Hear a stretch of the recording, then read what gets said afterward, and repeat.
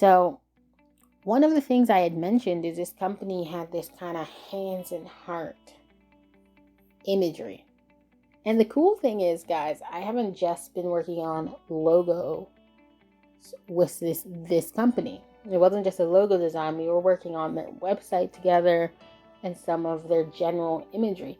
And this kind of hands heart thing was one of them. This is the third idea. All right, so we have all of our 3 designs, and I'm just trying to develop this heart kind of V-shape logo, as I think it has potential. So I had gone away and I just started toying around with colors. I just put a lighter gray, I tried a green, and now we're gonna transform this guy. We have the basic components, but we need it to come together and work and look like it's one unit. Right now, it's just a few ideas compiled. So I'm working with colors now. And, now this is like the trialing and messing with stage. This is when we're developing it to bring it to its next level. And this one, I feel like it has potential, but I'm basically trying to kind of make this gray heart in the background be the kind of shadow or reflection of the V in the foreground. So I'm really trying to gauge how to do this. I wanted to steer away from just having a really conventional, straightforward heart. Although I know a heart is an important element for these guys. So I'm like, okay, maybe if I make it solid so it looks less disjointed. And I really just am trying to figure out and mess around with it to make it work at this point. I'm working with a perspective of it, kind of like if light was on it at this angle, what would the shadow of a heart look like without actually having the heart in the foreground. But it's one thing about me knowing what I'm trying to do and the viewer, the audience, actually understanding the design. And this is where problems can come in. So I'm trying to give an outline now because I'm wondering if I put an outline of the heart in the front, if that could work. I actually like this color scheme. I will probably do a video on color coding because we learn a lot about color coding, and there is definitely purpose and reasons behind why you see some of the color schemes that you do in a hospital, in a restaurant, on billboards, on television and advertisement. There's a lot of thought that goes behind it in psychology, actually. It's not usually just someone's favorite color by accident. This is like about productivity. This is about finding work. This is about moving forward. So I actually use a color usually associated with professionalism and also a positive get going go kind of color for the green, which also quite happily works with Vermont, the Green Mountain State. So here now I have the V and the Vermont green. I think that works better. It really ties it in so we could see the word Vermont better. And then I have Workbright going with the heart. But the problem is, it's just the form that I had in mind with the V and the heart just being the background, it doesn't really work for me. So I'm gonna try this kind of these circles, which I'm just copying and pasting to make the outline of a heart attached to the V without actually making a full-blown heart in the foreground. Because what I'm trying to do is still distinguish the V from the heart shape. All right, so basically now I want to see if I can make this work.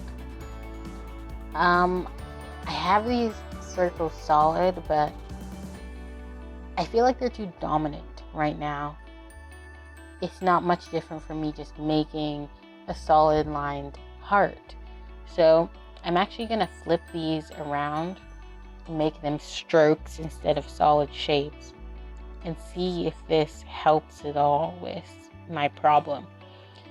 Basically, I really want the V to be separate, but I do want the heart kind of connection with the shadow heart and just what Work Right Vermont stands for to be more prominent. So now I'm trying something else. I'm going back to my outline, and I'm just thinking, what if I just try a dashed kind of broken line? So this is where I am now. I'm going to try a dashed line. I'm going to see if this is a better solution than these circles, because, you know, I haven't placed the circles properly at all. But I could already see from how it is, it's clumsy. Even when I place them perfectly, it's too dominant. So I'm trying this more subtle way of having the broken lines. So I just gotta get rid of these. I mean, a good way to avoid what I'm doing right now, guys, is just have them on different layers. I think at this point I tried so many things, I just started putting them on the same layer, but it doesn't take too long either way. I've got this dash line. Okay, I already like it more. It needs to be thicker, so I've edited that. And it's dawning on me, now that I have this dash line, do I need this heart? So I had this gray heart, and I'm working it out, but now it feels like an ornament. It feels like an extra element. I mean, it connects with the gray green, but I just need to see. I'm trying to still fit it in because I did like this concept. It doesn't really work on the inside of it either. And when I'm zooming out, it's just so I can literally, it's kind of like when you draw, you hold a sketchbook away from you. I just want a better perspective. So now I'm taking a new angle. Get it? Because, yeah, that's a bad joke. But at this point, I wanted to make a change. And I decided to change the angle in which the 2 points of the V go. Thicken the lines and kind of make up the rest of the heart, but make that V double up as a tick. I mean, that's all about work right. It really made me think about it. It's about this kind of work ethic and getting things done. So I'm trying to make it still tall enough to be a V, but also short enough to look like a neat tick. As you see, with the thickened dashed lines, it's actually coming together a little better. The only thing I'm wondering about is still, do I need this gray heart in the background? Because if, as you remember from the early designs, that was one of the early things that came to my mind. But now, is it necessary? And I'm actually gonna just go with it like this for now. I mean, I still have it, and this is where I'm at right now. Now I'm gonna neaten it up because I'm curious. I'm like, this could work. It's not there yet, but it could work. And guys, I really didn't do this very cleanly at the beginning. This is just how I work. I know some people make sure they clean and work. I know there's chefs that they cook as they clean. I'm one of those clean at the very end of the meal kind of people. And I guess I'm like that with design as well. Now that I've seen enough of where I want to go, now I want to tidy it up a bit. So I'm giving it a flat edge so it actually resembles more like a V. but it's like a hybrid. It's like a cross between a V and a tip. So I'm just neatening this up to see if it can work. I still got some of my gray. I still got my green. I've got this heart shape. I like the thickness of the dashed lines, and it's broken enough to work. Like, I think without it just looking like a straight up heart. So I've changed the color to gray. Cause I'm like, okay, maybe I can have the best of both. So I had the gray heart before, but now I could have the gray dashed heart. And as you see, I'm like pulling this dip in, because when I drew the heart, I just merged a couple of shapes. But you know, I feel like the dip wasn't strong enough. But now we're at a place where, you know what, this could work. So I think this is like, it's got potential for sure. And now I just want to bring it together a bit more. And it seems like this came together really quickly, but you guys have seen it was all these different stages and seeing what didn't work and what did work from others. And maybe you could see that actually I had gotten inspiration for some of these other designs that I had not developed as much as this one. So we're getting to the final version now. And I made some edits where I kind of shrunk the heart so that V/tick aligns with the text. And here we have our final product. So let me know what you think. I mean, I definitely made a couple of changes here. As you see, I did neaten it up.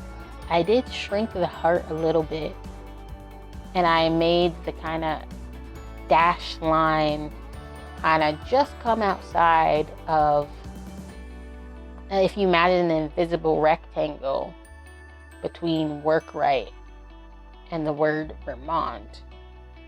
I did that just because I know it was bigger for the whole thing, but there was so much space in between that heart that I just decided I didn't want so much space there. So I just reduced the space by reducing the size of the heart. And it's kind of a text-based, symbol-based logo right now.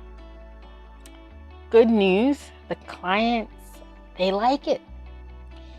So we were able to still incorporate their heart vision that they wanted.